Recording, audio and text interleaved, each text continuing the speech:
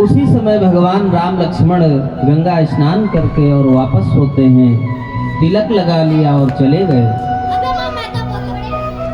फिर उन्हें जब पहचान न हो पाई उनसे, शाम हो गई, तो फिर प्रेत का आवाहन किया और प्रेत को बुलाया, कहा कि आज आए तो नहीं हो। कहा वो आए और तिलक लगा के चले गया, पहचान नहीं पाया। कहा मुझे आप कुछ संकेत देना।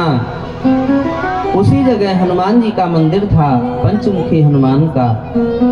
पंचमुखी हनुमान में वाराह का, शुकर का और तोते का, इस प्रकार से 5 मुख पंचमुखी हनुमान जी का मंदिर था। और सुख मुख से भगवान ज्यों ही दूसरे दिन प्रातः काल गंगा स्नान करने आए और गंगा स्नान करके वापस हुए और तिलक लगे अपने मस्तक पे, वही पंचमुखी हनुमान जी के मुख से आवाज निकलती है कि चित्रकूट के घाट पे है संतन की भीड़, तुलसीदास चंदन घिसे तिलक देत रघुवीर। ज्यों ही हनुमान जी ने ऐसी वाणी बोली, तुरंत ही भगवान के चरणों में तुलसीदास लेट गए, पकड़ लिया, रोने लगे, प्रभु कब तक मैं तेरा इंतजार करता रहा, आज तुम्हारे दर्शन हुए मुझे, जहाँ सजा रहे हैं वहाँ पर दे रहे बल्ब लगवा दो। और उसी समय से गोस्वामी तुलसीदास हो गए। भगवान की ऐसी भक्ति, कहने का तात्पर्य यह है कि गुरु कोई भी हो सकता है। गोस्वामी तुलसीदास की पत्नी उनकी गुरु बन गई। उसी के ज्ञान से, उसी की वाणी की शुद्धता से घर को त्याग कर भगवान को खोजने निकल पड़े और उन्हें भगवान की प्राप्ति हुई।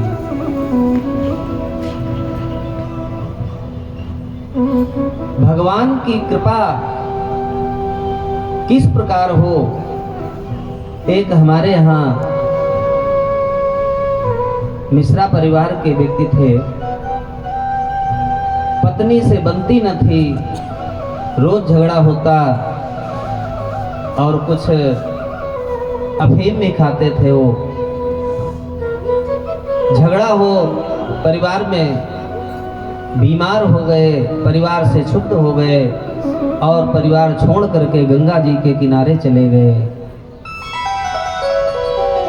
धोड़ी घाट पड़ता है, वहां चले गए। एक दंडी स्वामी थे, उनके सानिध्य में जाकर के वहीं पे किसी को बताया नहीं, घर में कोई खबर ना थी, रात्रि में ही उठ के चले गए और वहां पे दंडी स्वामी बन गए।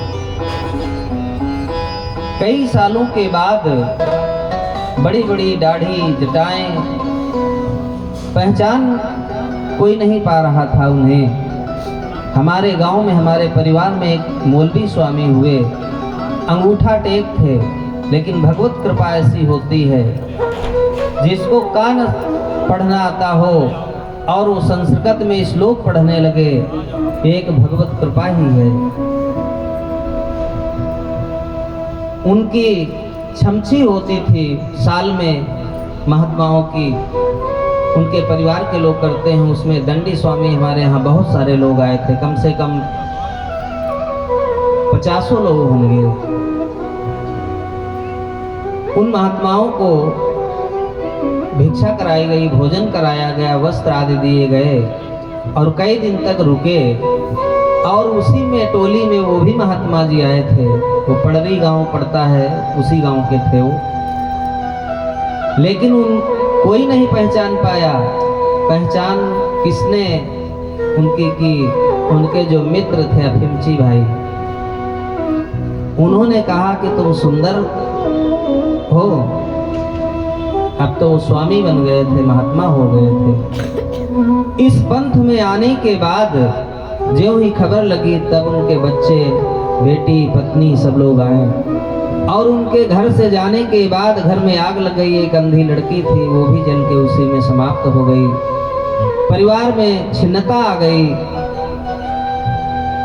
अब वो संत पुरुष बन गए, लेकिन प्रभु की कृपा देखो, कई वर्षों तक बाहर रहने के बाद भी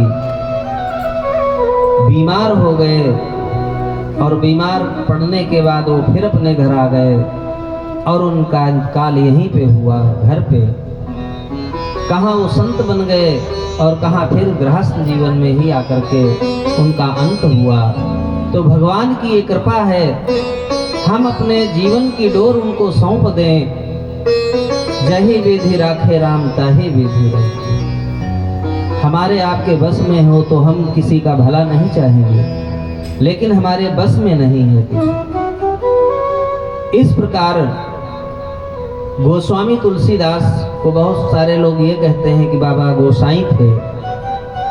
गो माने इंद्री, स्वामी माने मालिक। जिसने इंद्रियों को अपने वश में कर लिया हो वही है गोस्वामी। इसीलिए तुलसीदास के नाम के सामने गोस्वामी लगाया गया।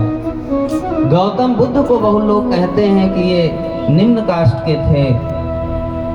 गौ माने इंद्री, तम माने अंधकार। जो इंद्रियों के अंधकार से बाहर निकल आया हो वही गौतम है। 5 ज्ञानेंद्रियां, 5 कर्मेंद्रियां हमारे अंदर हैं जो हमेशा हमें प्रेरित करती रहती हैं। कर्मेंद्रियां